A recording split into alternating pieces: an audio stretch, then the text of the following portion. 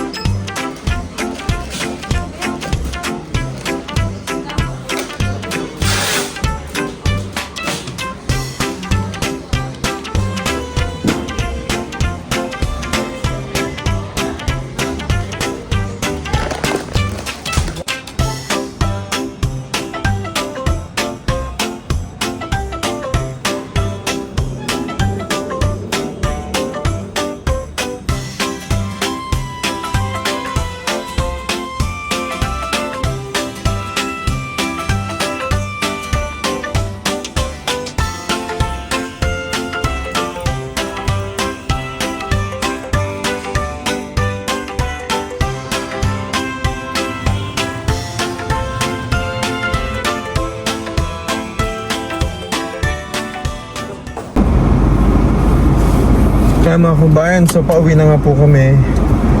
At nakabili na tayo ng foam. Ano una kasi natin binili yung foam para doon sa double deck sa PB House Scholar. Si Pugong Biyero kasi po nagpabili sa akin ng dalawa pang foam kasi yung isang kwarto doon ay may titira din doon kung saan itong titira dito ay mga pinag-aaral din po ni Pugong Biyero. Kaya sabi niya, sige, bili ka pa ng foam. Tapos napag-usapan po namin ni Mrs. na ibili na rin ng washing machine sila Jeffrey at Gerald para mas maaluwan o mas magaan yung paglalaban nila ng kanilang mga damit. Si Jeffrey po kasi sa bahay doon siya nagamit ng washing machine. Kasi wala silang walang sariling washing machine sa PBF Scholar. Tapos si Jeffrey po ay nagmamano-mano ng paglaba minsan, pagka minamano-mano niya. Tapos dadalhin niya dun sa bahay, ida-dryer niya. Yan. Kaya naisipan namin na bilhan na lang din ng washing machine. Kaya dumaan po kami dito para bumili na din. At binilhan na rin namin siya ng sabon, sabon and is bleach para sa damit po nila, and ni Jeffrey and ni Gerald. So matutuwa yung mga yon mamaya pag uwi nila, kasi si Jeffrey po ay nasa sa school pa. Tapos si Gerald naman ay kasama nila Mami PB, nila Tito Herns at Nanay Nida sa Splash Resort. Nag-swimming po sila ngayon doon. Kaya wala rin siya sa bahay. So masasurprise yung pagdating. And so malaking bagay ito sa kanila, yung washing machine, para hindi na sila mahirapan pag lalaba. Diba? Marunong naman na maglaba itong si Gerald and si Jeffrey. Tuturuan na lang ulit natin sila kung paano ang tamang pag-operate ng washing machine, kasi baka ma-overload, masira din agad. So para mas matagal nila magagamit itong washing machine na ito, kasi itong binili natin na washing machine ay para naman talaga sa kanila. Mamaya matutuwa yung mga kabayan. So abang natin. Ay mga kabayan, so nakauwi na nga tayo sa bahay at nandito pa rin binili natin na washing machine at yung foam na pinabili ni Pugong Biyahero. So matutuwa sigurado ang dalawa nating pogi na si Jeffrey and si Gerald sa regalo natin sa kanya na washing machine. So talagang binili namin to ni Mrs. para sa kanila. And so mamaya natin ito ibaba pag andito na sila, para may katulong din tayo. So ito idadalhin lang natin dito. Kaya lang yung PB House Scholar. Kaya feeling ko matutuwa din yung dalawa sa regalo natin sa kanila. Tapos ayan pa, meron dyan, ayan, sabon na malaki, bleach, and may mga t-shirt dyan si Gerald. And so abangan po natin mga kabayan. Ayan, tapos si Gerald and si Jeffrey. Ay po. Kamusta? Galing kang school? Apo, kanina. Kanina po ako sa school. Si Gerald, galing sa swimming. Kamusta naman ang swimming? Sila, enjoy. Nag-enjoy? Nag-swimming ka? Parang pula ng mata, oh. Buti pa siya. Mukhang nagsisid. Okay lang kasi ka naman. Stress na ako. Di ako bukas eh. Okay lang, yan part yun ng pag-aaral. Ano yung na-request nyo na nakaraan sa akin? Wall fan, di ba? Nag-request siya? Di ba ikaw nag-request ka ng wall fan? Additional wall fan? Ano yung wall fan? Nakalimutan niya. Electric fan ba? Yung maliit yung nilabit. Yung kinabit natin. Di ba nag-request ka noon? What? So binigay natin. Ano pa yung isang request nyo? Ano request? May request pa kayo eh. Ay! Washing machine. Washing machine. Walis. Ay, oo nga pa, walis. Walis po. Nakalimutan ko yung walis. Apo. Saka yung brush sa CR, di ba? Apo. Nakaya na ako maglinis siya. May regalo kami sa inyo ni Tita Lenny nyo. Yeah, okay. Doon sa labas tayo. Nasiguro po yun. May regalo kami sa inyo. Dahil nag-request kayo ng washing machine, ayan na yung washing machine nyo. Wow! Thank you, ha? Wow! Pero syempre, dahil request niya, kayo mabubuhat niya. Thank you, ha? Thank you, Tito. Wow, sarap naman yan. Hindi lang yan, syempre, kung may washing machine, may panlaba. Dito na lang. Siguro yung washing machine din ako para Oo. din ako. Wow! Ay, sa wakas, makapaglaba rin ako eh. Oh, Tide. ang laki ng Tide nila. Hindi to sponsor Tide, baka naman. O doon na lang natin idadaan sa maliit. Nagkikasya naman niya. O, ito na yung washing machine nyo. Thank you po. Si Gerald marunong naman gumamit niyan. Ito, siyempre, ang paggamit din ito, ay yung tama lamang sa damit. Anak, Apa. hindi ibubuhos yung kalahati sa isang labahan. Anyways, tuturuan naman namin kayo. So ito yung regalo namin sa inyo ni Tita Lenny mo. Washing machine. Oh, thank you po, tita. Yan ang So, pang... ano, Rox? At syempre may panlinis ng CR. So yung stick nito nandun sa foam. Kasi pinabili yung foam dyan si Pugong Biyahero para po dun sa isang kwarto, para dun sa dalawa pa natitira dyan sa PB House Scholar. Ito, t-shirt mo ito, pinabili rin ito ni Daddy Paul mo. Ito magagamit mo kasi itong white t-shirt na ito sa school kasi requirements din. So ito ay 7 piraso, 1 week. Diba? Kasama na Sabado at Linggo. Paano? Kaya niyo yan? Huwag lang naman yan. Ibaba natin. O yun lang inyong washing machine. Kailangan mabango ang ano ha? Mabango ang Damit. At baka naman si Jeffrey tamarin. Baka naman si Jeffrey ay lalong si Pagi maglaba. Tama.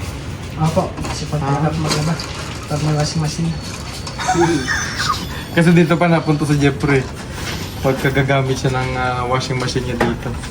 So, ito na yung regalo natin sa kanila. Regalo po namin ni Lenny, ang aking asawa. Paano? So, ibaba natin. I-unbox natin doon ngayon.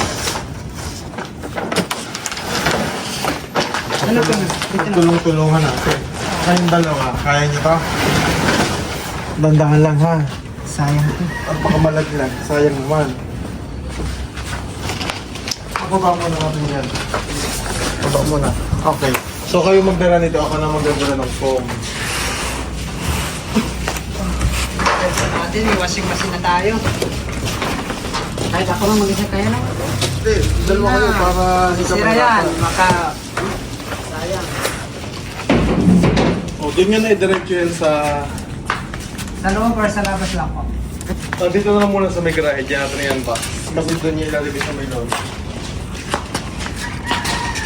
Kaya?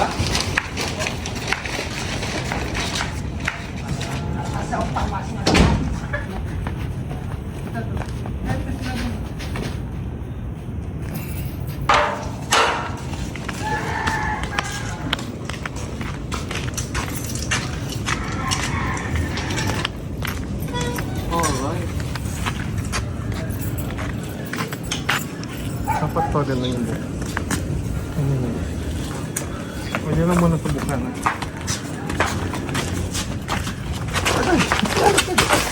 Dyan na lang muna, dyan na lang. Pabukas mo lang ako ng inyong screen. Sakit na yung likod ko na. Sakit na likod mo. Kasi pag-swimming. Ito na yung regalo natin sa kanila. Ipasok naman ako dito, Jeff. Ipasok mo muna dun sa isang kwarto. Ha? Ayan. Ayan doon. Ito muna kaya tayo bumili nito. Para meron silang yung ginawa natin sa PB House. Sa lahat ng CR, merong may gantong brush. Para kapag maliligo, sabayan na ng brush para ma-maintain na malinis yung CR. Tanggalin natin ito, i-unbox natin ito. Ito kanilang washing machine. Ay Jeff, pasoy naman yung ganito yung pepek-check. Kaya?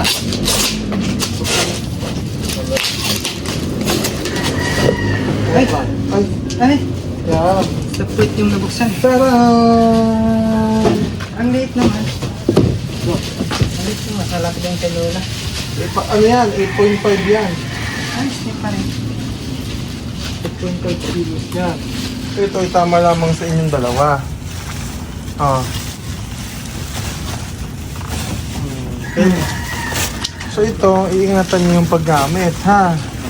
So dahil damit nyo lang naman ang nilinisin nyo, ingatan nyo. Huwag nyo nga hayaan din na may mga sabon-sabon dito. Pagkatapos nyo maglinis, maglaba, hugasang mabuti. Ano? Yung washing machine. Kailangan nyo ingatan ito para mas patagal yung paggamit nyo dito.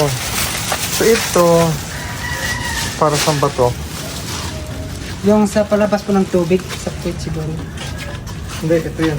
Ay, Okay na, ito na pala. So ready na pala itong isaksak. Ano?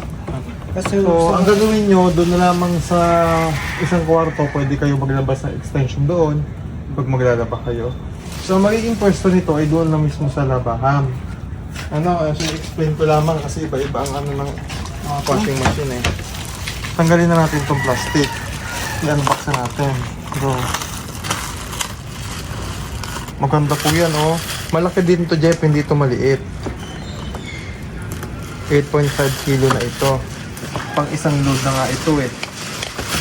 Oh, pag maglalaba, so, lagay turn nyo the right. sa 15. So, kaya yung umikot. No, Opo. pagka t-shirt lang ang lalabhan, normal. Pag pantalon, dito sa strong. Pagtapos na maglaba, very good, ilalagay sa drain. Ano? Tapos, dinadrain nyo na, natapon rin tubig nito, yung pinaglaban nyo. Na, ano na. Eh, syempre, madumi yan, so babandawan nyo mabuti ha. Tapos ito, Jeff, tingnan mo dito. Ito, natatanggal ito, ha? Ang pala. Tatanggalin nyo ito. Babandawan nyo, tatapon. Ano? Para yung dumi ay hindi napasok sa pag ibabalik, kaganyan nyo lang. Diba parang dumi hindi napasok sa loob? Okay? So ito, huwag nyo na itong galaw-galawin kasi dito lang kasi pagdadaan yung tubig. Eh since hindi naman natin dito papadaanan ng tubig, itadirect natin dito sa loob, buhusan na ng balde. Sino ang maglalaba bukas? Hindi pa ako maglaba. Sino ang maglalaba bukas? Wala. O pag naglaba kayo, tawagin nyo ako para i-guide ko kayo ng maayos. Wait lang po tito, hindi ko pa nabit yung pangalan dito. Alin? Ano? Ano nga ito? Ito na lang. Di maglalaba ka no? Iikot mo ito. Hanggang 15. Hanggang 15. So mag-run na yan. So para mas sige. Para mas malinis yan, pwede mo itong pag natapos na, iikot mo ulit ng isa. Another 15 minutes. Pangalawa. Oo. Para ano lang, para mas malabang mabuti, di ba? Tapos normal, ibig sabihin no, pag ang lalaban mo yung mga t-shirt lang, mga ganito, Opo. normal lang. Pag mga pantalon, i-strong mo, lalo yung mga maong. Strong. Para yung ikot ng washing machine ay nakaalalay. No, hindi siya mabibigatan. Pag tapos ka na maglaba, itatapon mo na ang tubig. Hindi mo ito itataob. Hindi po. Idadalhin mo sa drain. So, ito, kailangan nakababa. Yan, di ba? So, nakababa yan para ma-drain. Tapos, alam mo naman yung dryer, di ba? Ano, isa pa po tito. Isa, Kasi yung decolor po tito, same pa rin ang paglalaban natin. Isipan po Oo, natin. separate. Ganun lang din yan. So, pag maglalaba ka, unahin mo yung mga puti. Di ba? Pero halimbawa, maglalagay ka ng bleach na pang puti, yung mga sunrocks na pang puti sa puting damit. O huwag mo nang ilalagay doon yung decolor kasi mamumuti yung mga Yung kasi lalo na kapag yung red na red na Pwede yan. Kung may mga puti kang damit, pwedeng ito ang gamitin mo. Kasi ito, color safe ito. So kahit ihalo mo to sa puti o sa decolor, okay lang. Ano? Apo. Tapos, ang laki ng inyong sabon. Nasa loob na, di ba?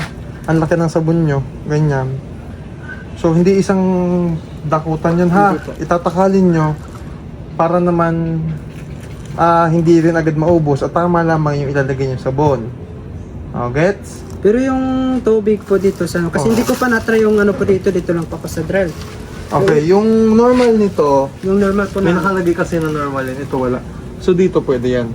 Hanggang dyan ang tubig. hanggang dito po. Huwag mo lalagyan hanggang dito, ha? Kailangan naabot siya dito. Apo. Ano? Tapos ang paglagay ng damit, hindi bultuhan.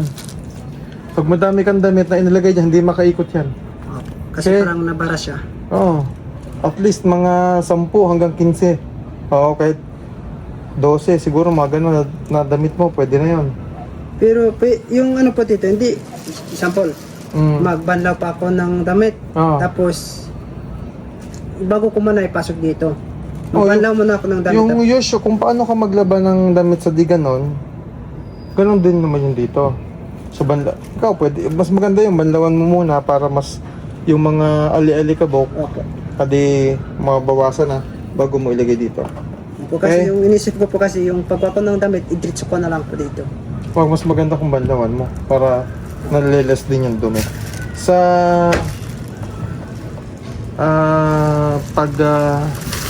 tawag dito, dryer or spinner. Actually hindi do dryer ang tawag dito. Oo, sabi nila sa akin. So normal. No? Ganyan.